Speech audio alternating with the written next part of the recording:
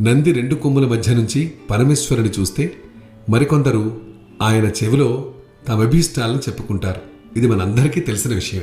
నంది పరమేశ్వరునికి ద్వారపాలకుడు కాబట్టే ఆయనకి అంత ప్రాముఖ్యత. ఆయన చరిత్ర, ఆయన ప్రాముఖ్యత ఒకసారి తెలుసుకోవడం కూడా అవసరం.